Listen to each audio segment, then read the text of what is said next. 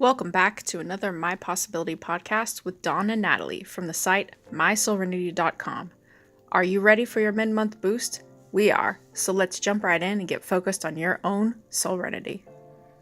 Hello, everyone. Welcome to June's MyPossibility. I'm Dawn, and my co-host here is the amazing Natali. Hey, guys. So let's go straight into this. We want to focus today on emotional recognition and honoring our emotion, and basically being able to recognize that we have emotions and how vital they are. Mm-hmm. So, Natali, what would you say would be a big part of that? Recognizing. I was just going to say that your intellect may be confused at times, but your emotions never lie to you. We all know what it's like when we feel uncomfortable or off balance or tired or any other emotion that we go through. We all know what that feels like. And this month, we're going to talk about how we can respect that and what to do with that knowledge. That's right. And they are indicators. Our emotions are a big indicator for how we're going about our daily lives, how we're interacting with others. It's just as important as any other part of us in our experience here. So being able to recognize your emotions, and it's quite common for people to deny that they even have an emotional reaction to something. And this is a problem I struggled with a lot, especially when I was younger. Trying to realize that I had a vast array of different colors of emotion.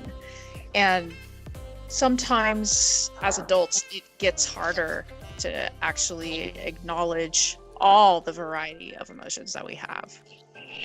I think, Dawn, most people are like, me, when I first started getting into a lot of the self-awareness and listening to myself, is we know it's going to be uncomfortable. We know there's going to be things we don't want to feel or go through. And like, why would you say that's important to do that?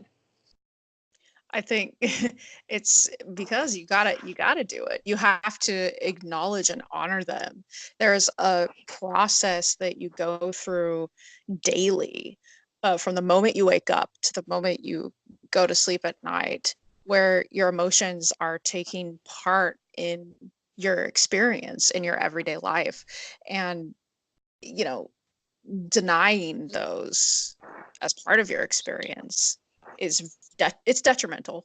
It's very detrimental, Yeah, I mean, I heard something one time that I really liked, that it was basically like, when you're getting to your emotions, should you feel or flee? It's kind of like the fight or flight, but this is different. This is feel or flee, and it's the same concept. When you come to any sort of negative emotions like anger or sadness or pain, we have learned over our time here to sort of suppress or overly control those emotions because we're always worried about the consequences that those can be. And so it does seem scary to go to a place with your emotions that might be painful or bring you sadness or might make you angry. But like Don's saying, it's really important that you respect and honor those parts of yourselves, just like you do when you're happy or excited or feeling silly. Like, we honor those, you have to honor the other side of that coin as well within yourself, or like Don said, you will feel it and you will need to purge and sort of get rid of this stuff. That's right. And it can act like a poison, a slow acting poison inside of you. The more that you deny that they're there, and yeah, you can flee. You can flee. You can feel something. You can flee from the emotion, and that can definitely place you even in a survival mode. And the cohabiting with the uncomfortable emotions, like you're saying, that's, I think a lot of people, they usually don't want to do that. They don't want to feel them.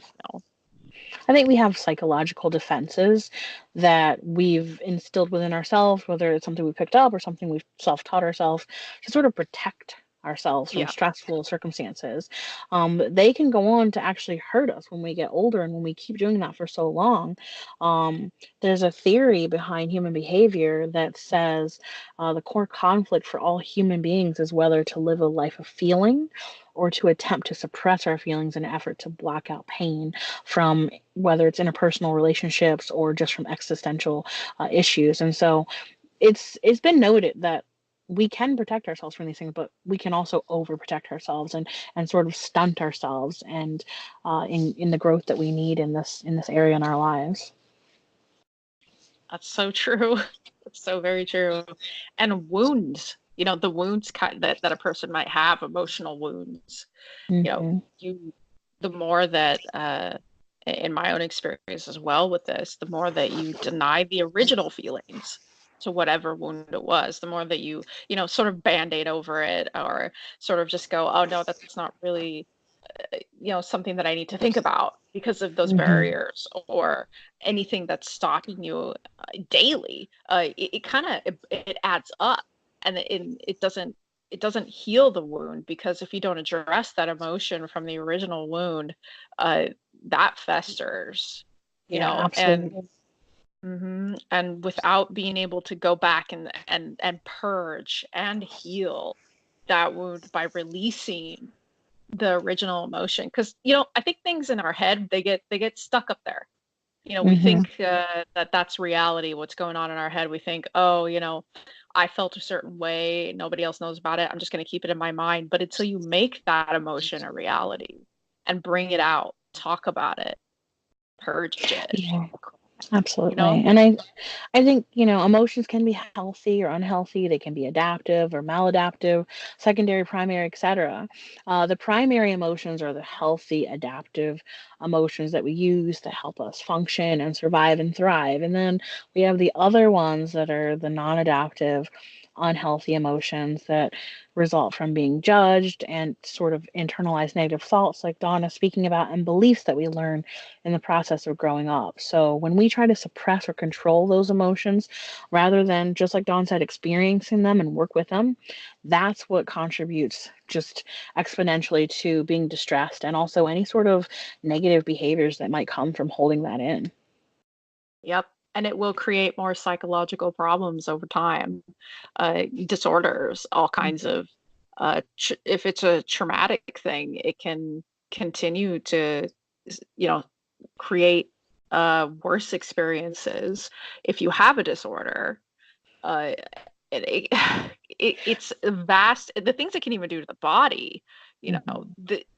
over time. I can't remember where I read this, but it talks about how the more you suppress your anger, it actually affects the heart. It can affect your blood pressure. It can affect a person having a heart attack due to suppressed anger. Hmm. And it's vital to actually heal that as well. Heal emotions that people say, oh, you're not supposed to be, don't get angry, don't do that, don't be mad about something. Like, that messes with your Yes, body. I was going to say, there's lots of people trying to tell us what to do with our emotions. What do you Yeah. think? What kind of advice do you have for people who are trying to get in touch with their emotions just on a day to day basis? Well, the first thing to do would be to recognize them. The first step is, when you wake up in the morning, you know, you check in with yourself. You go brush your teeth. Look at your phone. Whatever it is you're doing, take a minute to just check in and see how you're actually feeling.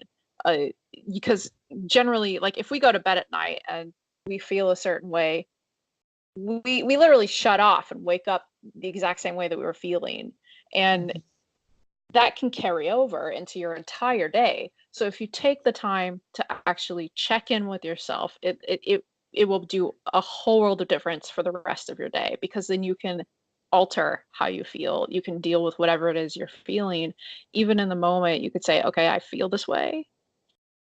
I'm going to just sit with it for a second, figure out a way to deal with it, you know? And I think it's important that, when Dawn says feel these emotions, feeling your emotions are is just a very different idea than allowing your emotions to rule your behavior. When you feel even your most unacceptable seeming feelings in a safe and healthy way, then you're more likely to sort of work through them rather than act on them in destructive ways. So when Dawn's talking about feeling emotions, she's talking about actually sitting down and letting those emotions unfold before you and then rationally going through them. She's not talking about letting them rule you. And so it is possible to feel hurt and pain and sadness without acting victimized and without lashing out. And it's possible to feel all these things without going into hiding. You just have to give yourself the proper space to do it in. Absolutely. You nailed it. So that was mostly what I wanted to talk about today and get people kind of thinking a little bit more in that space of saying, it's okay. I have these emotions. It's all right. And that the mind plays a part, think about it. Think about it in a way that's healthy and deal with it in a way that, you have rationality and logic and feel through it. So I want to finish off with a little something special that we are now introducing over at MySoulrenity.com. Would you like to talk about that, Natalie? Yeah, guys. So we know you guys have been listening and we know you've been writing us and we appreciate all the lovely messages that we get from you guys. We've opened up a contribution feature on our website. If you go to our main site on MySoulrenity.com, on the right-hand side, you'll see a new tab called Contribute. And what that is, if you want to be featured in one of our articles, we're going to start doing articles on people who are part of our community. Or if you'd like to write something for us that's in line with the things that you've seen on our site, then we are definitely looking for you. So we're looking for writers, we're looking for people who want to be featured, who are into alternative lifestyles and mindsets.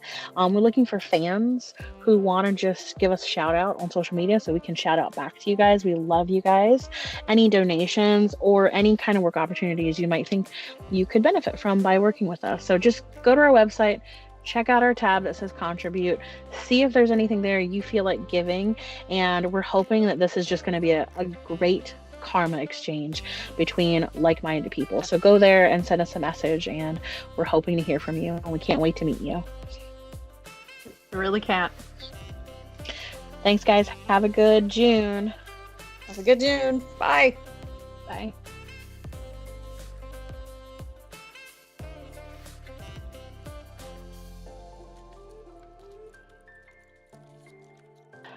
So stay connected with us on the web via our website, MySoulrenity.com.